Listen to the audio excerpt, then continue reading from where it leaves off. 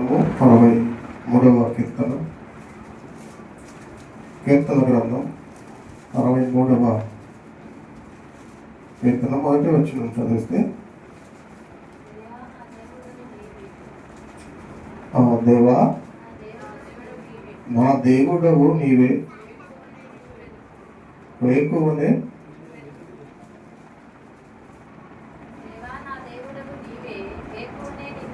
దేవా నా దేవుడవు నీవే, వేకువనే నిన్ను వెతకుదును.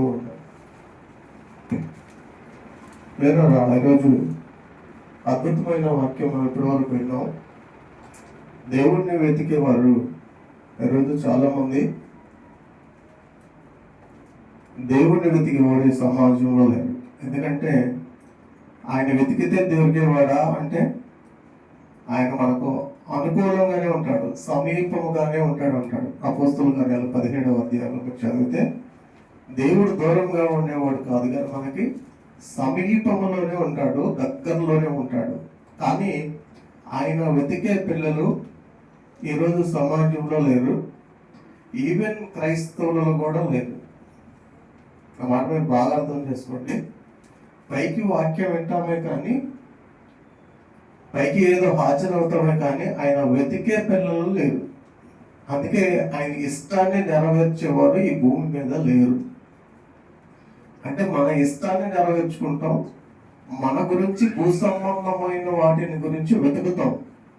ఈ వెతికే క్రమంలో అన్నిటినీ వెతికాం, కానీ దేవుణ్ణి వెతకటంలో మరచిపోయిన వారుగా మనం మిగిలిపోయాం.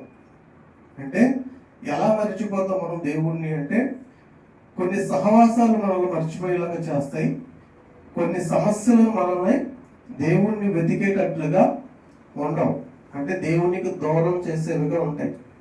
అందుకే మనం దేవుణ్ణి వెతికే క్రమంలో, మనం దేవుని కార్యక్రమాలు చేసే క్రమంలో మనల్ని వెతికేవాడు కొందరున్నారు. మనల్ని ఎవరు వెతుకుతారు? మనం ఎప్పుడైతే దేవుణ్ణి వెతుకుతామో, దేవుణ్ణి వెతకటం అంటే ఏంటి? దేవుణ్ణి వెతకటం అంటే ఏంటి? ఎక్కడికి వెళ్ళైనా వెతకాలా? ఎక్కడికి వెళ్ళైనా మనం రహస్యంగా ఆయనను చూడాలా, ఆయన వెతకటాలా అనేది కాదు. కానీ ఆయన వెతకటం అంటే ఆయన క్రియలకు దూరంగా ఉండటం, ఆయన సన్నిధికి దూరంగా ఉండటం.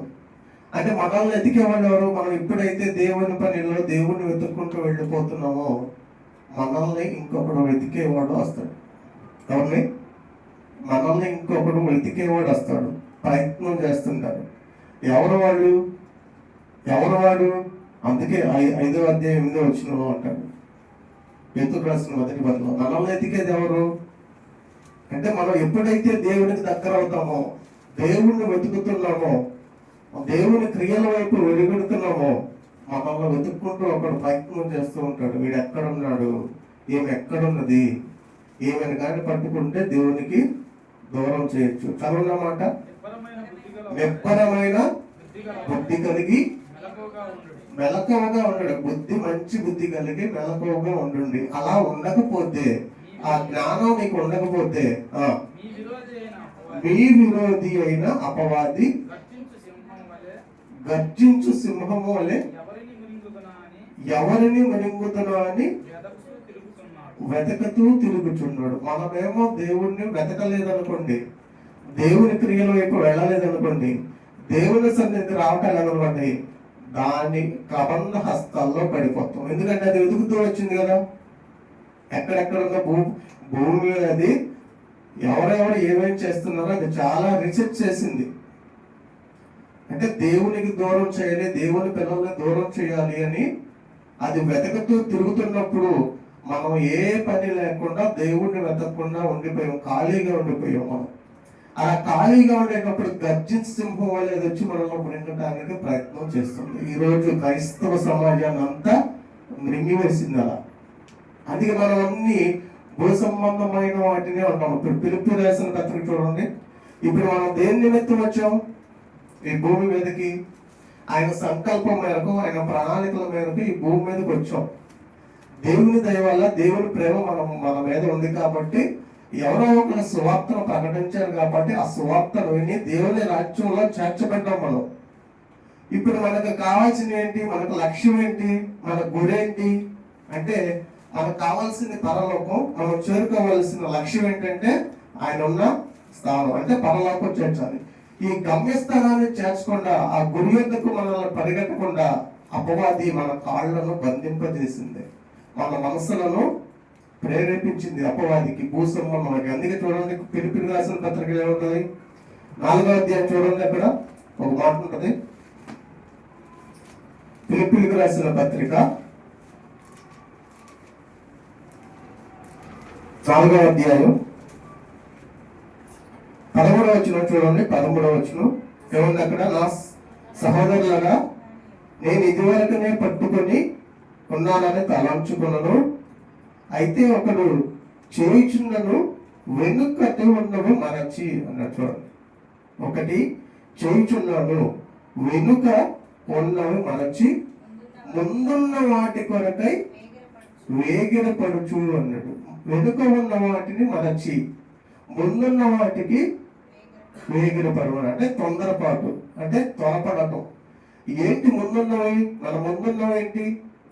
మనం ఎందుకు మళ్ళా మరచిపోయినవి, గతంలో మళ్ళీ ఎందుకు మళ్ళీ బాప్తిసం తీసుకున్న తర్వాత సంఘంలోనికి వచ్చిన తర్వాత కూడా వీటినే మనం కొనసాగించుకుంటున్నాం అంటే వీటిని మరచి అంటున్నాడు. చూడ అంటే లక్ష్య పెట్టక అన్నాడు. కింద ఫుట్ నోట్లు ఏముంటుందంటే వాటిని లక్ష్య పెట్టక అంటే మనం బాప్తిసం తీసుకున్న తర్వాత కూడా భూ సంబంధం అయిన విషయమై లక్ష్య పెట్టితో జీవిస్తున్నప్పుడు మనల్ని అపవాది మృంగివేసే ప్రయత్నం చేస్తుంది, మనల్ని మృంగివేసే ప్రయత్నం చేస్తుంది. అలా వాటికి చిక్కకుండా, వాటిని లక్ష్య పెట్టకుండా, అంటే ఈరోజు భూ సంబంధంగా ఎలా ఉంటుంది అంటే లోక స్నేహం ఒకటి, సహవాసం ఒకటి, మళ్ళీ సమస్యలు ఒకటి, ధనాన్ని ప్రేమించే వాళ్ళు ఎవరు, కుటుంబ సమస్యలు కొంతమందికి, ఆర్థిక సమస్యలు కొంతమందికి, ఇలా ఒకటే గతంలో ఉన్న వాటిని అన్నిటిని మనం లక్ష్య పెట్టకుండా ముందుకు ఏమైండాలి? ముందున్న వాటి కొరకు వేగిరపడచ్చు అన్నాడు. ఇక్కడ 19వ వచనం కూడా 19:20 నాశనమే వారి అంతము, వారి కడిపే వారి దేవుడు, వారు తాము సిగ్గుపడవలసిన సంగతుల యందు అతిశయపడుచున్నారు, భూ సంబంధమైన వాటి యందే మనసు ఉంచుతున్నారు. భూ సంబంధమైన వాటి మీదనే మనసు ఉంచుతున్నారు, భూ సంబంధమైన వాటిని.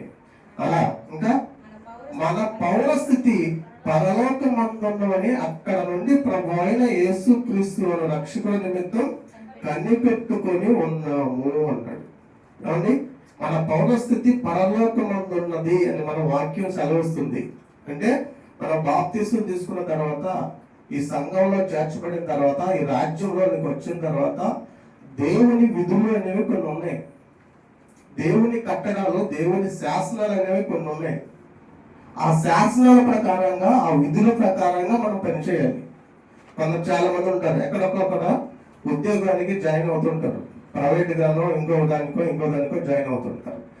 జాయిన్ అయినప్పుడు నీ పరిస్థితి ఏంటో వాళ్ళు తెలియపరుచుకుంటారు. అంటే గతంలో ఎవరైనా చేసావా, ఎక్కడన్నా నువ్వు ఉద్యోగం చేసావా, అక్కడ ఎందుకు తీసేశారు, ఎక్కడ ఎందుకు వస్తున్నావు, ఇవన్నీ కూడా అడుగుతుంటారు. ఆ విధుల్లోనికి జాయిన్ అయిన తర్వాత నువ్వు వాళ్ళకి నచ్చి నువ్వు బాగా డ్యూటీ చేస్తావు నమ్మకంతో పెట్టుకున్నప్పుడు నువ్వు ఎవరి కొరకు పనిచేయాలి? ఆ యాజమాన్యం గురించి, ఆ కంపెనీ గురించి నువ్వు పని చేయాలి. వాళ్ళ ఉత్తర్వుల ప్రకారంగా వాళ్ళు ఏ అయితే విధులు నీకు నిర్వర్తిస్తారో వాటి ప్రకారంగా నువ్వు చేయాలి. వాటి ప్రకారంగా చేస్తేనే నీకు జీతం, వాటి ప్రకారంగా చేస్తేనే నీకు మంచి పేరు. అంతేగాని వాళ్ళని తృణీకరించి నువ్వు రాగలవా? వాళ్ళని కాదని నువ్వు రాగలవా?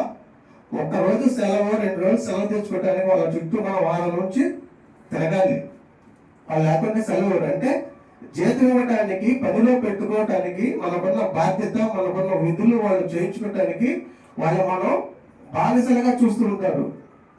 మనం లోకంలో ఉన్నాం, చీకటిలో ఉన్నాం, ఈ లోక సంబంధమైన వాటి ఒంట్లో జీవిస్తూ ఉన్నాగా ఎవరో ఒకరు సువార్తను ప్రకటించినప్పుడు మనం సువార్తను విని సంఘంలోనికి చేర్చబడినప్పుడు లేదా బాప్తిసం తీసుకున్నప్పుడు మనం అంతా ప్రమాణం చేసి వచ్చాం. ఇక్కడికి ఈ రాజ్యంలోనికి ప్రమాణాలు చేసి వచ్చాం.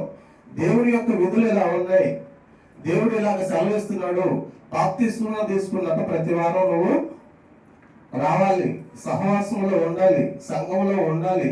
ఇక నీకు ఈ సమస్యలని కష్టాలని ఉన్నా లేకున్నా నువ్వు సహవాసంలో ఉండాలి. భూ సంబంధమైన బంధుత్వాలని, స్నేహాలని, సహవాసాలని, అంటే ఫంక్షన్లని, వీటికి నువ్వు ఎక్కువగా ప్రార్థన చేస్తున్నావు కనుక లక్ష్య పెట్టే వాటిని దేవుని వెతకుండా వీటిని వెతికావు కాబట్టి మనకి ఉగ్రత అనేది దేవుని వలన మనకి కలుగుతుంది.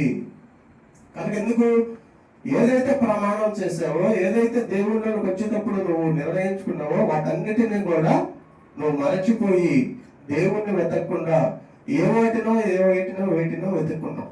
కనుక మనం జ్ఞానాన్ని ముందుగా మనం ఏం వెతుక్కోవాలి? జ్ఞానాన్ని వెతుక్కోవాలి, సంపాదించుకోవాలి వాటిని. కనుక వీటన్నిటిని కూడా మనం మర్చిపోయి ముందున్న స్థితిని మనం మర్చిపోయాము. పరలోకాన్ని మనం మర్చిపోయేటట్లుగా ఈ భూమి మీద జీవించి మన కళ్ళను, అంటే మన గుడ్డితనం కలగజేసింది. మనోనేత్రాలు ఉన్నాయి కదా మనకి, మనసులో ఉన్న మనోనేత్రాలు అర్థం లేకుండా మన మనోనేత్రాలు గుడ్డితనంగా కలగజేసి మనల్ని అంధకారంలో జీవించేటట్లుగా చేస్తుంది. అందుకే కుటుంబాల మధ్య సంబంధాలు తెగిపోతాయి, భార్యాభర్తల మధ్య సంబంధాలు తెగిపోయింది. అంటే గుడ్డితనం.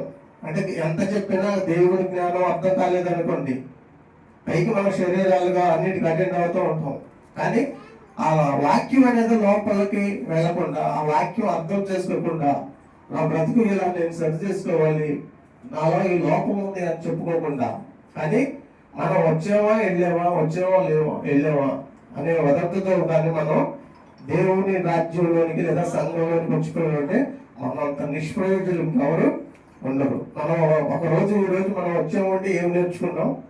ఆ వాక్యం ప్రకారంగా జీవించాలి. ఈరోజు ఏ వాక్యం చెప్పారు? ఆ వాక్యం ప్రకారంగా నేను జీవించాలి. అలా జీవించకపోతే నాకు ప్రమాదకరం. ఎలా ప్రమాదకరం? ఒక వ్యక్తి ఈరోజు కూలికి వెళ్ళినా లేదా వ్యాపారానికి వెళ్ళినా ఆ వ్యక్తి ఏమైనా ఆలోచిస్తాడు తెలుసా? ఏమైనా ఆలోచిస్తాడు? ఈరోజు ఒక పనికి వెళ్ళాడు అనుకోండి, ఈ పనికి వెళ్ళినప్పుడు నాకు వచ్చే రాబడి అంత 500. ఆ రోజు ప్రయాణం చేస్తూ ఉంటాడు, పని చేస్తూ ఉంటాడు. లేదా 300 వచ్చినాయి అనుకో, లేదా 400 వచ్చినాయి అనుకో. ఆ 400 చూసి ఏమనుకుంటాడు తెలుసా? ఈ 400తో నేను కుటుంబాన్ని పోషించుకోగలనా, ఈఎంఐ కట్టగలనా, ఇంకోటి చేయగలనా, స్కూల్ ఫీజులు కట్టగలనా, ఇవన్నీ ఆలోచిస్తాడు. చూడండి, అంటే నేను ఈరోజు విఫలమయ్యాను, నేను సంపాదించలేకపోతున్నాను, నాకు కూలిగోడు గిట్టుబాటు కట్టలేదు అని చెప్పి బాధపడుతూ ఉంటాం. చూసారా? అంటే ప్రతిరోజు ప్రతి జీవన విధానంలో ఇవన్నీ మనం ఆలోచించుకుంటూ ఉంటాం. అంటే ఈ రోజు నేను సంపాదించలేకపోయాను, ఈ రోజు నాకు సరిగా కూలి రాలేదు అని బాధపడుతూ ఉంటాం.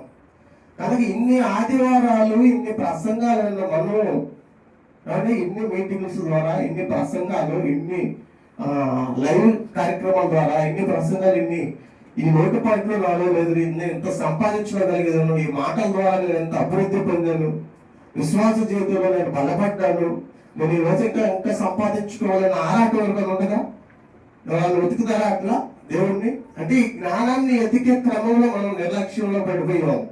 భూ సంబంధం వాటిని పెట్టి ఆలోచించుకొని, ఎక్కువగా ఆలోచించి వెనుకున్న వాటిని లక్ష్య పెట్టాం. కనుక అలాంటి లక్ష్య పెట్టినప్పుడు దేవుడు ఇందాక చెప్పాడు కదా మెసేజ్లో, మన ప్రార్థన కూడా అంగీకరింపబడదు. ఎప్పుడైతే మనం దేవుణ్ణి వెతుకుతూ మనం ముందుకు సాగిపోయినప్పుడు కొన్ని ఆటంకాలు, కొన్ని సమస్యలు వచ్చినా అపవాది వలన, అపవాదికి కొన్ని సమయాల్లో మనం చిక్కుతాం. మీకు అర్థమైందా? అపవాదికి ఎవరు వెతుకుతూ తిరుగుతూ ఉంటుంది కదా, ఆ తిరిగే క్రమంలో కొన్ని కారణాల వల్ల మనం అపవాదికి చిక్కుతాం. అపవాదికి చిక్కినా అపవాదికి లొంగిపోకూడదు. అక్కడ కూడా నువ్వు దేవుడినే గెలిపించాలి. ఆయనకి అనుమతి ఇచ్చేది ఎవరు? ఎందుకు అపవాదికి అనుమతి ఇచ్చేది దేవుడే. ఈ టైంలో ఇంత ఫలానా వ్యక్తిని ఎలా శోధించు అన్నాడు అనుకోండి, ఆ టైంలో నువ్వు శోధించాలనుకోండి, నువ్వు అపవాదికి లొంగిపోతావు. అంటే వెనుకటిని మర్చిపోలేదు, నువ్వు ఇంకా వాటినే లక్ష్యం పెట్టుకుని ఉన్నావు. ఏముందిలే అనే నిర్లక్ష్యంలో మనల్ని చాలా భక్తిహీనతలోనే కొనసాగిస్తుంది. నీ నిర్లక్ష్యము, నీకున్న ఆసక్తి లేకపోవడం వల్ల మనల్ని భక్తిహీనతలోనికి తీసుకెళ్లి దేవుని ఉగ్రతలోనికి పాలు భాగస్తులు చేస్తుంది. అందుకే భూ సంబంధమైన వాటి గురించి ఏమన్నాడు? కొలస్సీలకు రాసిన పత్రిక కూడా చూద్దాం ఒకసారి. కొలస్సీలకు రాసిన పత్రిక 3వ అధ్యాయం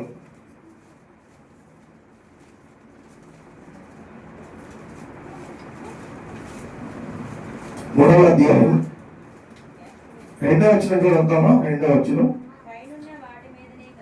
పైనున్న వాటి మీదనే గాని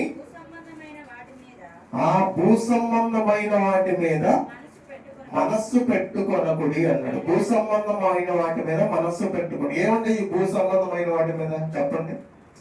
భూ సంబంధమైన వాటి మీద మన జీవన శైలి విధానంలో ఏమంటాయి? భూమి మీద ఉన్నవి మన గురించే కదా.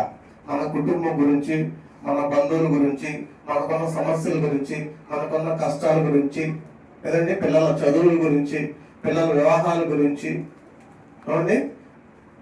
ఇవే కదా మనకు ఉండేది భూ సంబంధమైన వాటిది. మన స్నేహాల గురించి, సహవాసాల గురించి, ఇవే కదా మనకి భూమి మీద ఉండేది. ఇవన్నిటినీ ఏమంటున్నాడు? ఇవన్నిటిని మనస్సులో పెట్టకూడదు అంటున్నాడు. ఎందుకు మనస్సును పెట్టకూడదు అంటున్నాడు వీటన్నిటిని? కానీ వీటన్నిటి మీదనే మన మనస్సు ఉంది అనుకోండి, ఇప్పుడు దేవుడు నిన్ను వెతకనట్లా చెప్పండి. దేవుడు నీ దగ్గర ఉన్నట్లా, నీకు దూరమైనట్లా? అంటే దేవుడు ఈ లోకంలోనికి వచ్చినాక, ఈ సంఘంలోనికి వచ్చినాక ఆయన విధులు చెబుతున్నాడు. మీరు ఏమేం చేయాలంట? అమ్మ, నువ్వు ఉద్యోగంలో జాయిన్ అవుతున్నావు కాబట్టి నువ్వు ఈ టయానికి రావాలి, ఈ టయానికి వెళ్ళిపోవాలి. నువ్వు మధ్యాహ్నం భోజనానికి ఇంటికి వెళ్ళే పని లేదు అంటే వాళ్ళ మాట వింటావా? ఫస్ట్ జాయిన్ అయినప్పుడే చెప్తారు. ఇక్కడ ఉన్న సిచ్యువేషన్, ఇక్కడ ఉన్న రూల్స్ అండ్ రెగ్యులేషన్ అని చెప్తారు. ఇష్టం ఉంటే వస్తారు, లేకుంటే నాకు అనుకూలత లేదంటే మానేస్తారు. అంతే కదా. దేవుని రాజ్యంలోనికి వచ్చినాక, సంఘంలోనికి వచ్చినాక ఆయన విధులను మనం పాటించాలా, పాటించకూడదా? పాటిస్తేనే కదా జీతం. మనం పాటిస్తేనే కదా జీతం నెలకు వచ్చేది. ఇవి పాటిస్తేనే పరలోకం వస్తుందా? పాటించకపోతే ఏదో మొక్కుబడిగా ఆదివారం వచ్చి వెళ్ళిపోయాం అనుకోండి. దేవుని జ్ఞానం ఎక్కడ సంపాదించుకున్నాం మనం? దేవుని మాటలు ఎక్కడ విన్నాం మనం? అవి మనసులోనికి ఎక్కడికి వచ్చేసాయి? మనలో కృంగదీసేగా ఉన్నాయి. మనకి అంటే అపవాది మనల్ని గుడ్డితనంగా, అపవాది అంధకారంలోనికి తీసుకెళ్ళాడని అర్థం. ఇంకా దేవునికి దూరం అయిపోతున్నావు, ఇంకా భక్తిహీనతకి వెళ్ళిపోతున్నావు. ఇంకా నీ స్టాండర్డ్ ఏది కాదు, నీ స్టాండర్డ్ ఏది కాదు. భూ సంబంధం వాటిని నువ్వు లక్ష్య పెట్టుకోకూడదు అన్నట్టు. భూ సంబంధం వాటిని నువ్వు లక్ష్య పెట్టకూడదు. మన భక్తి ఎలా ఉంటుంది? మన భక్తి ఎలా ఉంటుంది? పలానా మీటింగ్కి పలానా వాళ్ళు వస్తే పలానా వాళ్ళు అన్నట్టు మేము వెళ్తాం. అంతే కదండి. సపోజ్ మన క్లాసులు తీసుకున్నాం అనుకోండి. క్లాసులు గురువారం బైబిల్ తరగతి తీసుకుంటే ఫస్ట్ ఒక్కొక్కసారి మా కుటుంబం ఉంటుంది, ఇంకెవరు ఉండరు చూడండి. మా కుటుంబం అమృత్, అమూల్య, మా ఆవిడ, నేను. అట్లా 2 వారాలు వచ్చామనుకోండి. భక్తిహీనత ఎలా తీసుకెళ్తుంది? ఇప్పుడు మా ఆవిడ ఏమంటుందంటే, ఎవరు రావట్లేదు కదండి, ఇంక మేము వచ్చి ఏం చేయాలి? అంతే కదా. ఎవరు రావట్లేదు, 2 వారాలు వచ్చారు అనుకోండి, ఎవరు రావట్లేదు కదా, మేము వచ్చి ఏం చేయము, సరే మీరు వెళ్ళండి అని చెప్పి మా ఇద్దరు పంపిస్తుంది. ఇక 3వ వారం 4వ వారం ఇంకెవరు వస్తారు? సుధాకర్ అన్నయ్యలు వచ్చారు అనుకోండి. సుధాకర్ అన్నయ్య కుటుంబం వస్తారు, మేము ఎవరు రాము. ఎవరు రానిప్పుడు ఇప్పుడు అక్క ఏముంటుంది? ఎవరు రావట్లేదు కదా, మనం వెళ్ళి ఏం చేయాలి? మన కుటుంబం ఏం చేయాలి? అక్కడ సుధాకర్ ఒక వారం మానేస్తారు. ఆ తర్వాత బ్రహ్మేంద్ర వాళ్ళు వస్తారు. బ్రహ్మేంద్ర వాళ్ళు వచ్చి ఆ కుటుంబం ఉంటుంది, నేనే ఉంటా. ఇప్పుడు వీళ్ళు వచ్చి ఏం చేస్తారు? ఎవరు రావట్లేదు కదండి, ఇప్పుడు మనం వెళ్ళి ఏం చేయాలి? మన కుటుంబం కదా వస్తుంది అంటే ఎవరు వస్తున్నారో ఎవరు రావట్లేదు కూడా తెలియదు సార్. ఎప్పుడు ఎవరు వస్తారో ఏంటో. ఒకసారి అమ్మాయి వచ్చింది, డ్యూటీ లేనప్పుడు అమ్మాయి వచ్చింది, ఒక్కదే కూర్చొని పోయింది అనుకోండి. ఎవరు రావట్లేదు కదండి, నేను ఒక్కనే పోయి ఏం చేయను ఒక్కదాన్ని అని సృజన చెప్పి ఆగిపోతుంది. అంతేనా? జరిగేవన్నీ అంటే ఎవరి గురించో రాని అవసరం ఇక్కడ. అది ఎవరిని వెతకాలి నువ్వు? అందుకని నేనేం నిర్ణయం తీసుకున్నాను, అమృత నేను వచ్చి లైవ్ ఇవ్వాలి అనుకున్నాను. ఇక ప్రతి గురువారం ఎవరు వచ్చినా రాకపోయినా ఒక అంశం ఏదో ఒకటి చెప్పి లైవ్ ఇస్తే యూట్యూబ్ ఛానల్ అయినా పెట్టుకోవడానికి అవకాశం ఉంటుంది, ఇంకా ఇంప్రూవ్ అవుతాం. అంతే కదా. అంటే మనకి ఇచ్చిన అవకాశాన్ని కూడా సద్వినియోగం. మన భక్తిహీనత ఎలా వెళ్ళిపోతుంది అంటే, ఎవరిని వెతుకుతున్నావు నువ్వు? వాళ్ళ కుటుంబం రాలేదని నువ్వు, నీ కుటుంబం రాలేదని నువ్వు, వాళ్ళ ఒకరి మీద ఒకరు చెప్తే దేవుడిని నువ్వు వెతికేటప్పుడు దేవుడి మీద ఇష్టంతో కదా వచ్చేది, దేవుడి వాక్యం మీద ఇష్టంతో కదా వచ్చేది. మనుషుల గురించి మనం రాబోదు కదా. మొన్న ఒక్కతే ఉంది అమ్మాయి, మరి ర్యాపిడ్ బుక్ చేసుకుని వచ్చిందండి వర్షంలో కూడా. అన్నాడు ఒక్కతే వచ్చింది పిల్లల్ని తీసుకొని. మేము నైవేద్యామని మేము ఇద్దరే వచ్చాం, ఇంకెవరు రాలేదు. మరి చింతలు పడుతూ ఉన్నాయి కనుక ఒక్కొక్కరు ఒక్కొక్కసారి ప్రేరేపింపబడతారు, వస్తుంటారు. తర్వాత మళ్ళా భక్తిహీనత వెళ్ళిపోతుంది. అది కంటిన్యూగా ఉండాలి. ఏదైతే లక్ష్య పెట్టామో మనం, ఏదైతే ఈ సంఘంలోకి వచ్చామో ఆయన విధులు అయితే ఇటువంటివో భూ సంబంధమైన వాటిని మీరు లక్ష్య పెట్టకూడదు. అసలు మన దేవుని జ్ఞానం వైపు మనం పరిగెట్టాలి అంటే ప్రతిదీ కూడా మనం ముందు సహవాసాన్ని దూరం చేసుకోవాలి. ఏ సహవాసాన్ని? దుష్ట సహవాసాన్ని, దుష్ట సాంగత్యం అంటాడు కదా. ఇప్పుడు మీరు ద్వితీయోపదేశ కాండం చూడండి. ద్వితీయోపదేశ కాండం అక్కడ 22వ అధ్యాయం 10వ వచనంలో దేనితో పోలిక చెప్పాడు చూడండి.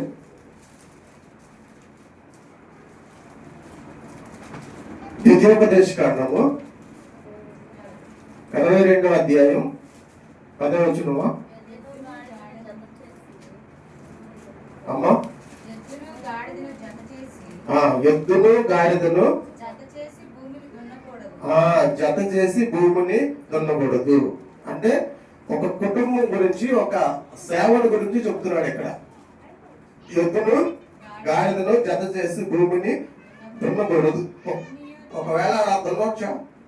రైతులు ఎవరైనా దున్నుతారు అట్లా? ఎవడో ఒక ఎద్దుని ఒక గాడిదని అరగేసి దున్నడం అక్కడ చూసారా? ఒక కుటుంబం నడవాలి అన్నా, ఒక సేవ నడవాలి అన్నా ఇద్దరు జతలు ఒకే జత ఉండాలి. ఏమన్నా మనం చెప్పులు కొనుక్కుంటాం, ఒకటి 7 అంగుళాలు, ఒకటి 1 అంగుళం కొనుక్కుంటారు ఎవరన్నా.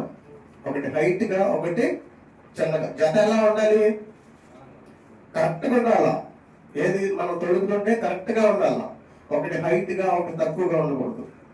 గాడిద పని వేరు కానీ ఎద్దు పని వేరు. ఇవి రెండు జత చేయకూడదు. అందుకే ఇక్కడ కొరింథీయులకు రాసిన 2వ పత్రిక 6వ అధ్యాయం, కొరింథీయులకు రాసిన 2వ పత్రిక 6వ అధ్యాయం 14వ వచనం మీరు చదవగలిగితే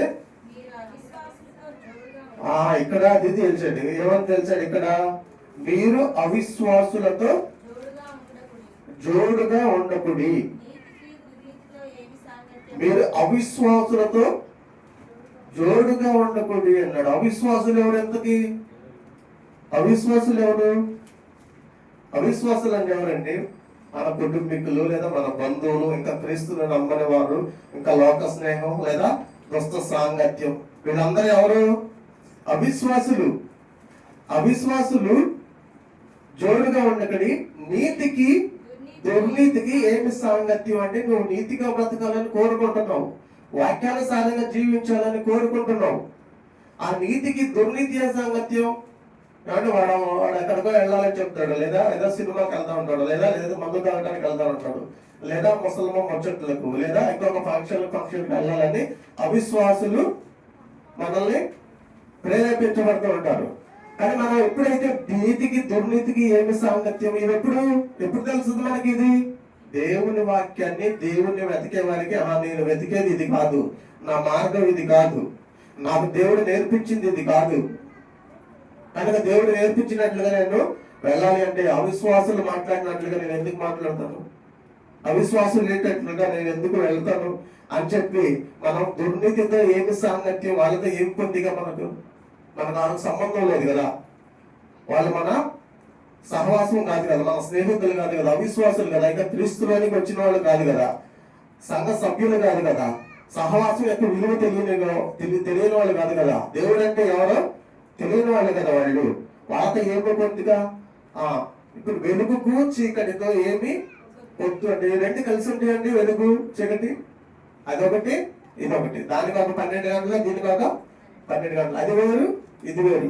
కనుక మన ఆత్మీయ జీవితం ముందుకు కొనసాగిపోవాలి అంటే దేవుడంటే ఎవరో పడని వాళ్ళు, దేవుడంటే ఎవరో ఇంకా తెలియని వాళ్ళతో మన సాంగత్యం చేయటం మంచిది కాదు. అలా చేసి దేవుణ్ణి వెతికే నువ్వు దేవుణ్ణి వెతకకుండా ఏదో ఈ భూమి మీద వెతుకుతున్నావు అంటే ఇంకా దేవుడు నువ్వు ఇంకా కనిపెట్టలేదు. దేవుణ్ణి ఇంకా నువ్వు వెతకటం లేదు. క్రీస్తునకు బెలియాలతో ఏమి సంబంధము? అవిశ్వాసతో విశ్వాసికి పాలెక్కడిది? దేవుని ఆలయమునకు విగ్రహముతో ఏమి పొందిక? మనము జీవము గల దేవుని ఆలయమై ఉన్నాము. అందుకు దేవుడు ఇలాగూ సెలవిచ్చుచున్నాడు. ఎలాగ సెలవిచ్చున్నాడు? నేను వారిలో నివసించి సంచరించును, నేనే వారి దేవుడనై ఉండును, వారు నా ప్రజలై ఉన్నాడు అన్నాడు. ఎప్పుడు? ఆ విశ్వాసాన్ని, ఆ దుర్నీతిని, అవిశ్వాసం వదిలినప్పుడు నేను వారి దేవుడును, వారు నన్ను ఏంటి అడిగినా నేను దాన్ని పొందుపరుస్తా. వాళ్ళు నాకు ఏది మొర పెట్టినా నేను వాళ్ళకి తెలిసినట్లుగా చేస్తా. అంటే వాళ్ళు మనవి చేసే ప్రతిదీ వాళ్ళు ప్రతిఫలం పొందుతారు. అది దేవుడి యొక్క ఉద్దేశం. కనుక ఈ మాటలన్నీ కూడా శరీర సంబంధమైన వాటి మీద కూడా మనం దృష్టి పెట్టకూడదు. ఇంకా కొరింథీయులకు రాసిన మొదటి పత్రిక 15వ అధ్యాయం 33-34 వచనాల్లో ఉంటుంది. మోసపోకుడి, దుష్ట సాంగత్యము. మోసపోకుడు అంటే మనం ఈ దుష్టుల్లో పడి మోసపోతాం, అవిశ్వాసంతో పడి మోసపోతాం. చీకటిలో అంటే చీకటి దేనికి సాదృశ్యం? పాపంలో పడి మోసపోతాం. లోకం కూడా దేనికి సాదృశ్యం? పాపంతో సాదృశ్యం. ఈ భూ సంబంధమైన వాటన్నిటిలో పడిపోతే నువ్వు మోసపోతావు. అది దాని అర్థం. నువ్వు మోసపోతావు. అలా మోసపోతే ఎవరికి నష్టం చెప్పండి? ఎవరికి నష్టం అండి? ఈ భూమి మీద ఏదైనా ఒక వస్తువును తీసుకొని మోసపోయాం అనుకోండి. పోలీసులు ఒక 2,000 పెట్టి కొన్నాం, ఆ వస్తువు తీసుకొని మోసపోయాను, ఒక 2 నెలలు కూడా పనిచేయలేదంటే పోలీసులు 2,000 వేస్ట్ అయిపోయినాయి అని చెప్పుకోవచ్చు. కానీ మనం మోసపోయేది ఎక్కడో తెలుసా? పరలోకం దగ్గరండి. పరలోకం దగ్గర మనం మోసపోతాం. అంటే ఇప్పటి వరకు వినట్టుగా ఉన్నాం, ఇప్పటి వరకు జీవించినట్లుగా ఉన్నాం, దేవుని జ్ఞానాన్ని నేర్చుకున్నట్లుగా ఉన్నాం, దేవుడిని వెతకమన్నా కానీ వెతకనట్లుగా ఉండి మనల్ని మనం మోసగించుకుంటున్నాం. అది మోసగించుకుంటున్నాం. ఎలా చేయగలం? నీ క్రియలు, నీ ప్రవర్తన, నీ ఉద్దేశాలు ఇవన్నీ కూడా మనకి తెలుస్తూ ఉంటాయి. ఏమంటున్నాడు ఇంకా? 33 చదవండి. దుష్ట సాంగత్యము మంచి నడవడిని చెడుపును. మంచిగా మనం ప్రవర్తిస్తూ ఉంటామండి దేవుని భక్తిలో. ఇంకా కొన్ని మాటలు చెప్పాలంటే, దేవుని భక్తిలో బాగా దేవుని ప్రేమించి, అమితంగా ప్రేమించి దేవుని కొరకు నిర్ణయాలు తీసుకున్నాం అనుకోండి, ఈ భూ సంబంధమైన ఉన్న వారందరినీ మీద బాధపడతారు. తెలుసా మీకు? అంటే నువ్వు ఎప్పుడైతే దేవుని కొరకు జీవించాలని నిర్ణయం తీసుకున్నావో, దేవుణ్ణి వెతకాలనుకుంటున్నావో, దేవుణ్ణి ప్రేమించాలనుకుంటున్నావో, దేవుణ్ణి మెప్పించాలి అనుకుంటున్నావో, దేవుడు అంటే భయపడి దేవునికి లోబడ్డావో, నిన్ను చూసి ఈ భూ సంబంధమైన వారు, నీ విశ్వాసులు కావచ్చు, అవిశ్వాసులు కావచ్చు, వాళ్ళందరూ కూడా నీకు పక్కపడతారు. ఎందుకంటే నువ్వు నీతిగా బ్రతికినా, నువ్వు యథార్థంగా ఉన్నా చూసి తట్టుకోలేని తరం ఇది. అర్థమైందా?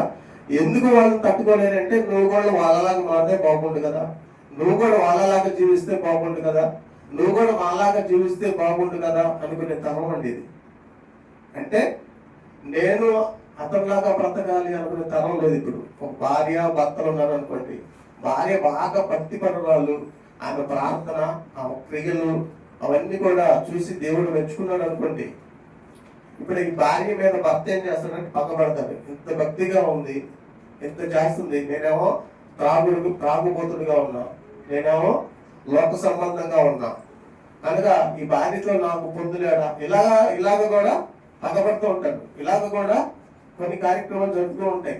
కానీ దేవుడిని మెప్పించే విషయంలో ఎక్కడ కూడా రాజీ పడకూడదు. అంటే దేవుని వాక్యం తెలిసిన వాళ్ళే దీనిని పట్టుకోగలరు. కనుక ఈ విషయాలన్నీ కూడా మనం ఆలోచించాలి. చూడండి, చదవండి. 15వ అధ్యాయం 33. దుష్ట సాంగత్యము మంచి నడవడిని. ఎలా మంచి నడవడి? ఇప్పుడు మంచిగా నువ్వు దేవుడిలో ఉన్నావు, సత్యవాక్యాలు ఎన్ని పెడుతున్నాయి, ఈ సత్యాన్ని గురించి అవగాహన ఉంది. ఈ దేవుడిని విడిచి వెళ్ళకూడదు, ఆరాధన మానుకోకూడదు, క్లాసులు మానుకోకూడదు, ఈ మీటింగ్ ఎక్కడికైనా వెళ్ళాలి అంటేనే కదండి దేవుడు నీతో ఉండేది. నువ్వు దేవుడిని వెతికినట్లు అదే కదా. అప్పుడు మనం ప్రార్థన చేసేవాళ్ళతో కుటుంబంలో ఏ అవసరం ఉంది, సంఘంలో ఏ అవసరం ఉంది, మనం ప్రార్థన చేస్తే ఆగుతుందా అది?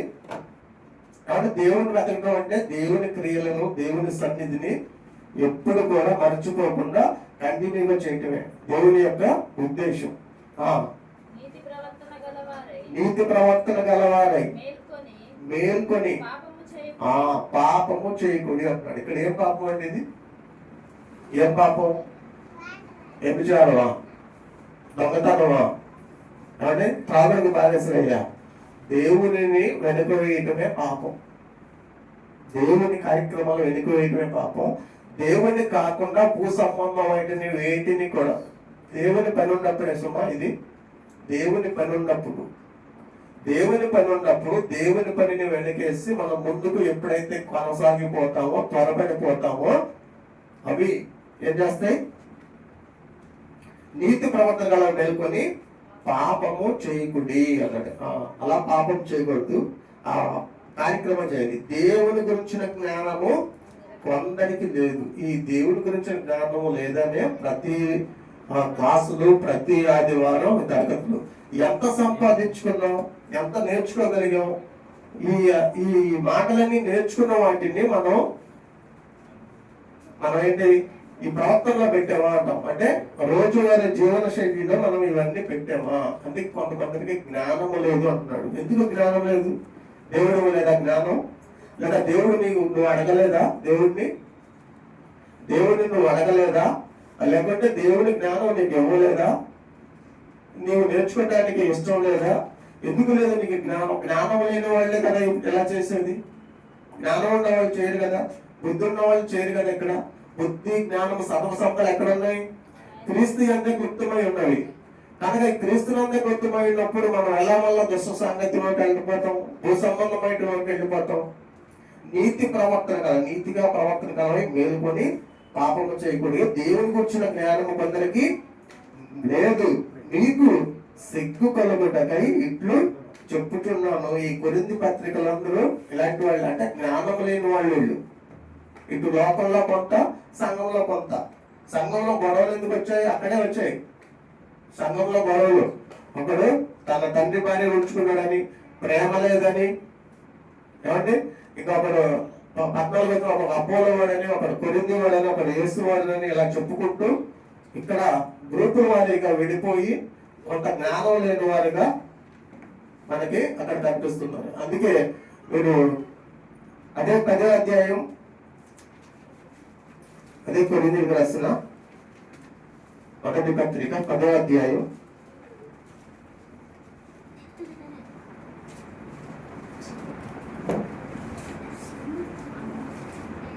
5వ వచనం చూడండి. 5వ వచనం,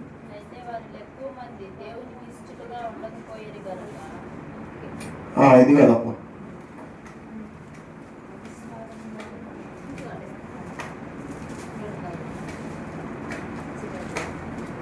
రోమపత్రిక చూడండి. రోమపత్రిక 10వ అధ్యాయం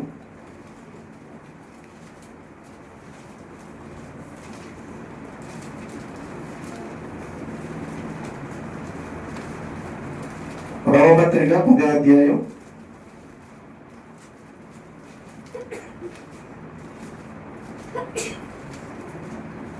2వ వచనం.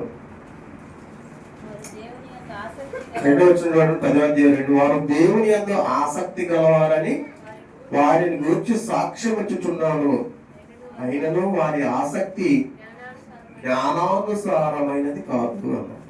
జ్ఞానానుసారమైనది అంటే ఇప్పుడు మీకు అర్థమైనట్లుగా చెప్తాను. ఇశ్రాయేలు దగ్గరికి వెళ్ళకండి. జ్ఞానానుసారమైనది ఎలాగూ అంటే ఆసక్తి ఉంది, రావాలనే కోరిక ఉంది, రావాలనే ఆసక్తి నీకుంది, అయినా రాలేకపోవటం అనేది జ్ఞానానుసారమైనది కాదు. అంటే పోవాలన్న ఆశ ఏంటి, రావాలనే ఆశ, చెయ్యాలనే ఆశ ఉన్నా చేయలేకపోవడం చూడండి, అది జ్ఞానానుసారమైనది కాదు. ఈ జ్ఞానానుసారమైనది కానప్పుడు మన క్రియల్లో ఎలా చూపించగలం దాన్ని? ఆశ అయితే ఉంటుంది. ఇప్పుడు నాకు ఉందండి, నేను ఎక్కడికో వెళ్ళి స్వార్థను ప్రకటించాలని ఆశ ఉంటుంది. కానీ నేను ఆ అవకాశం వచ్చింది అనుకోండి, అవకాశం వచ్చినప్పుడల్లా నేను ఇప్పుడు రాలేనప్పుడు అన్నాను అనుకోండి, ఇప్పుడు నేనేం అజ్ఞానిని, అంటే జ్ఞానానుసారమైన ఆసక్తి నాది కాదు. అలాగే అక్కడికి ఎలాగైనా వెళ్ళి చెయ్యాలన్నదే జ్ఞానానుసారమైనది. కనుక మనం భక్తి జ్ఞానానుసారంగా ఉండాలి అంటే దేవునికి ఇష్టలుగా ఈ భూమి మీద బ్రతకాలి. దేవునికి ఇష్టలుగా ఈ భూమిలో బ్రతకాలి అంటే భూ సంబంధమైన వాటిని ఎక్కడ కూడా లక్ష్య పెట్టకూడదు. భూ సంబంధమైన వాటి మీద మనం ఎక్కడ కూడా వాటిని లక్ష్య పెట్టకూడదు, వాటి వైపు చూడకూడదు. జీవన శైలి విధానంలో మనం కొనసాగిపోతూనే ఉండాలి. కానీ దేవుని పని వచ్చినప్పుడు, దేవుని సన్నిధి వచ్చినప్పుడు దానిని వదిలి వెళ్ళటం అనేది అజ్ఞానం. అది అజ్ఞానం. ఆ అజ్ఞానం రావడానికి తీవ్ర పరిస్థితి ఏంటంటే మన భక్తిహీనత. భక్తి లేకపోవటం లేదా జ్ఞానం లేకపోవటమే ప్రధానమైన కారణాలు. కనుక ఇలాంటివన్నీ మనం ఆలోచించుకొని దేవుని సన్నిధిని, దేవుని ఇష్టాన్ని మనం నెరవేర్చేవాడిగా ఉంటే దేవుడు అన్ని కూడా మనకి సమకూరుస్తాడు. మనకి నెమ్మది, సమాధానం అన్ని కలెక్ట్ చేసుకుంటాడు. ఇప్పుడు ఒక విశ్వాసి ఒకరు విశ్వాసితో అనుకోండి, కుటుంబంలో అంతే కదా, లేదా సేవలో అంతే కదా. సేవా జీవితం తీసుకున్నా, కుటుంబాన్ని తీసుకున్నా, ఒక అవిశ్వాసిగా ఉందనుకోండి, అక్కడ సేవలో కూడా ప్రాబ్లమ్సే, సమస్యలే, ఇబ్బందులే. అర్థం చేసుకునే మనసు లేకపోవడం కూడా ఇబ్బందులే. కుటుంబంలో కూడా అంతే. ఒక భార్య, ఒక భర్త ఉన్నాడు అనుకోండి, వీళ్ళిద్దరిని అర్థం చేసుకునే ఒక విశ్వాసి, అవిశ్వాసి, అంటే దేవుని నీతిని నెరవేర్చే వాళ్ళు ఒకళ్ళు, దేవుని నీతిని కాదని లోక సంబంధమైన వాటిని నెరవేర్చారు అనుకోండి, ఎక్కడ సమస్య కదా. అక్కడ సమస్యను నువ్వు తేలాలుగా నువ్వు తేల్చాలి అంటే ఏంటంటే ఇద్దరు ఒకరిని కాదు. దేవుడు చెప్పింది ఏదో దాన్ని నిర్ణయించాలి. దేవుడు చెప్పింది ఏదో, ఒక భార్య దేవుడి చిత్తానుసారంగా ఉన్నటువంటి భర్త వాటికి అనుగుణంగా నడవాల్సిందే. భర్త దేవునికి అనుకూలంగా నడుచుకున్నాడు అనుకోండి, భార్య భర్తకు అనుకూలంగా నడుచుకోవాల్సిందే. అలా నడుచుకుంటేనే కుటుంబాలు విచ్ఛిన్నం కాకుండా మంచి భక్తి కలిగిన కుటుంబాలు ఎన్నో ఉన్నాయి బైబిల్ గ్రంథంలో. కనుక అలా అపవాది చేతికి చిక్కకుండా, అది మింగకుండా మనల్ని చేయాలి అంటే దేవుణ్ణి వెతికే వారిగా ఉండాలి. దేవునికి ఇష్టమైనట్లుగా బ్రతకాలి. ఈ లోక స్నేహాలు, భూ సంబంధమైనవి, దుష్ట సాంగత్యాలన్నీ మరిచి వీటిని లక్ష్య పెట్టగా ముందుకు సాగిపోయే కుటుంబాలుగా మనందరి ఉండాలని కోరుకుంటూ ఈ నా మాటలు ముగిస్తున్నాం. ప్రార్థన చేసుకున్నాం. ప్రార్థన చేసుకొని ఈరోజు ఆరాధనని ముగించుకున్నాం. పరిశుద్ధుడు అయినా ప్రేమ కలిగిన మా తండ్రి, మీ ఘనమైన శ్రేష్టమైన నామానికి వందనాలు చెల్లిస్తున్నాం. ఆయన గడిచిన కాలం అంతా మీ కృపలో మనం భద్రపరిచి క్షేమకరంగా మీ సన్నిధిలోనికి, ఆరాధనలోనికి నడిపించిన విధానాన్ని బట్టి వందనాలు చెల్లిస్తున్నాం తండ్రి. తండ్రి, చేరు వచ్చిన ప్రతి బిడ్డను జ్ఞాపకం చూసుకోండి.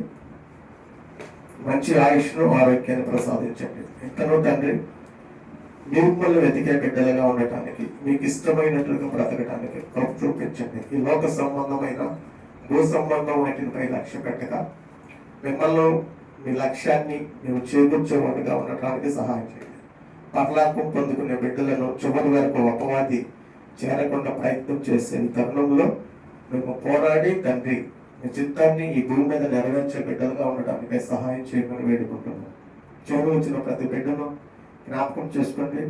మనకి మంచి ఆయుష్ను, ఆరోగ్యాన్ని అనుగ్రహించమని వేడుకుంటున్నాం. ఇక్కడ ఎవరైనా బలహీనలు, అనారోగ్యాలు ఉంటే తండ్రి వారిని స్వస్థపరచండి.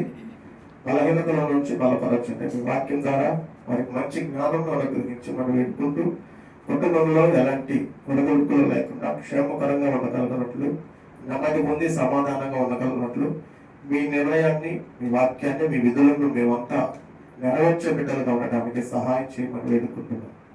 అలాగే నాయన, ఇంకా 27, 28 తారీఖులు గణపవరంలో జరిగే మీటింగ్స్ ను విజయవంతం చేయండి.